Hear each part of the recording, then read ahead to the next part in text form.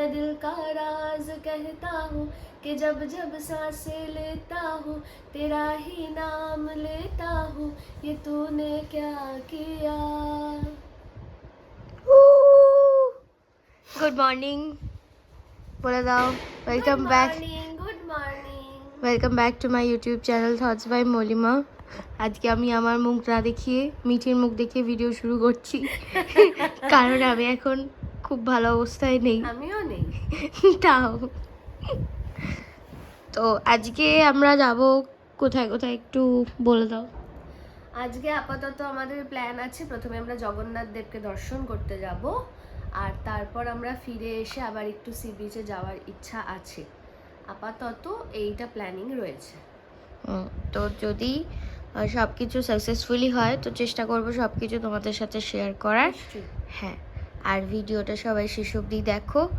আজকের ইন্ট্রোটা একটা সুন্দর গান মিঠির দিয়েই শুরু হলো। এরপরে আমরা পরপর সারাদিন কি করছি সেটা সবটা ব্লগে শেয়ার করব। Keep watching. Bye bye.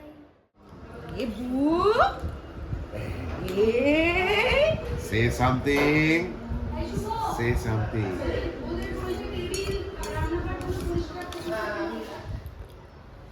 Good morning everyone. আমি এখন কমপ্লিটলি রেডি হয়ে গেছি। আমরা এখন বেরোবো জগন্নাথ দর্শনে।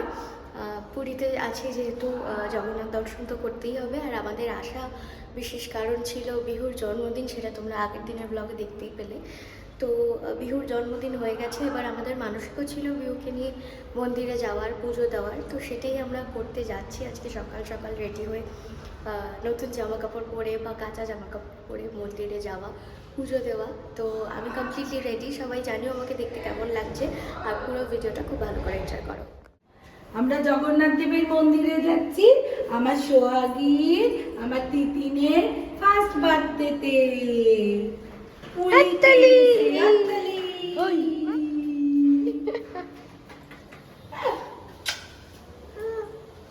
চল টাটা বাই বাই, আবার দেখা। সো ফাইনালি আমরা রওনা দিলাম জগন্নাথ দেবের দর্শন করার জন্য, এবং পুরীতে গিয়ে জগন্নাথ দেবের দর্শন করার জন্যই আমাদের এবারে যাওয়া, কারণ মানসিক ছিল বিহুকে নিয়ে, বিহুর 1 বছর পূর্ণ হওয়াতে। আর আমরা এখন গাড়িতে যাব না হেঁটে যাব, কত দূর কী করব সেটাই ডিসিশন নিচ্ছিলাম, বাট গাড়ি পাওয়া যাচ্ছিল না ওভাবে। তো অনেক খোঁজাখুঁজির পর ফাইনালি কিছু টোটো পাওয়া গেছে। মানে আমাদের যেহেতু অনেকেই ছিলাম, তো একটা টোটোতে হতো না, 2টো টোটো পাওয়া গেল ফাইনালি। আর অনেক কসরত করে দরদাম করে আমরা চললাম জগন্নাথ দেব দর্শনে। আমাদের বড়দের থেকেও সব থেকে বেশি কিন্তু বিহু পছন্দ করে টোটোতে চড়তে। ওর যে কী ভালো লাগে, ও টোটো দেখলেই উ করে টোটোতে চড়তে চায়। তো টোটো থেকে নামিয়ে দেওয়ার পর ওর একটু মনটা খারাপ হয়ে গেছে, তাই রাগ করে ভুরু টুরু কুচকে তাকিয়ে আছে। আর এই হচ্ছে জগন্নাথ ধাম, আমাদের পুরীর জগন্নাথ ধাম। এখানে গিয়ে যে কি একটা শান্তি পেলাম সেটা আমি বলে বোঝাতে পারবো না।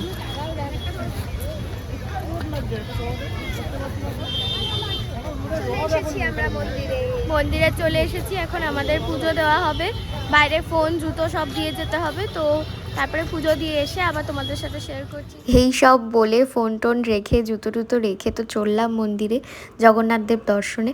যদিও আমি ভেতরে ঢুকতে পারিনি মন্দিরে, তবে বুড়ো জগন্নাথ দেব দর্শন করেছি। বিহুকে নিয়ে বাইরে বসতে হয়েছিল, নাহলে দিদিভাই দাভাইয়ের মানসিক পূর্ণ হতো না। আমি আর পাপা বাইরে বসেছিলাম বিহুকে নিয়ে, ও ঘুমিয়ে পড়েছিল সেই কারণে। আর জগন্নাথ দেবের স্নান যাত্রা দেখেছি আমরা। তারপরে সবাই আবার হোটেলে ব্যাক করলাম দুপুরবেলা বেশ ঘুম টুম দিয়ে। এই যে আমরা উঠে পড়েছি, আর এবার যাব একটু ঘুরু করতে বিচের ধারে। তার আগে একটুখানি হোটেল থেকে বাইরের ভিউটা এনজয় করার চেষ্টা চলছিল। খাওয়া দাওয়া করে ঘুমিয়ে নিয়ে আবার দারুণভাবে সাজগোজ করে রেডি হয়ে চলে এসেছি বিচের ধারে। আর সন্ধেবেলা বিচের ধারে ঘন্টার পর ঘন্টা কেটে যায় কিভাবে, সেটা সত্যিই মানে ভাষায় বলার মতন নয়। আর এত সুন্দর লাগে এখানে বসে থাকতে, মনে হয় সারা জীবনের যত ধকল, যত ক্লান্তি, যত চিন্তা, সমস্ত কিছু এই জায়গায় বসে থাকলে সমুদ্রের হাওয়া, সমুদ্রের আওয়াজ, গর্জন সব কিছু যেন ধুয়ে মুছে চলে যায় সমুদ্রের ঢেউয়ের সাথে। একটা অদ্ভুত রিল্যাক্সেশন। তারপরে এখানে বসে আমরা সবাই মিলে খাওয়া দাওয়া তো করতেই হবে। ম্যাগি খেয়ে নিলাম প্রথমে অর্ডার করে। তো যেখানেই যাই খাওয়া দাওয়াটা কিন্তু মাস্ট এবং নেসেসারি।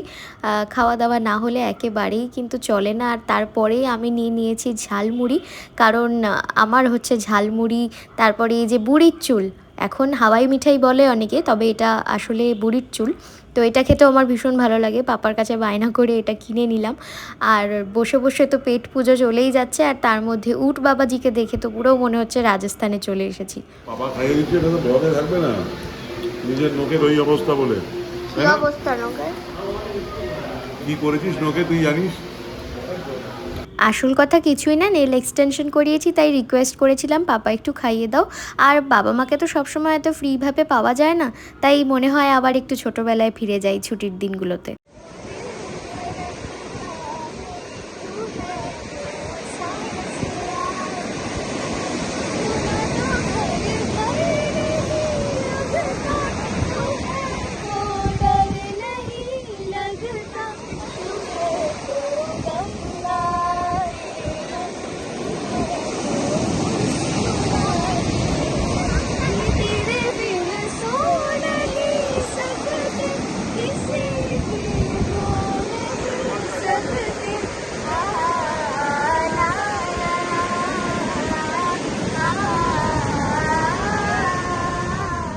আমার গানটা শুনে কেউ আমাকে জাজ করো না, মিঠি কিন্তু ভীষণই ভালো গান গায়, আমি একটু কোম্পানি দিচ্ছিলাম আর কি, কারণ এই পরিবেশটা সবসময় তো পাওয়া যায় না।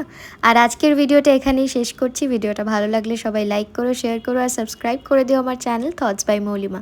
দেখা হচ্ছে পরের ভিডিওতে।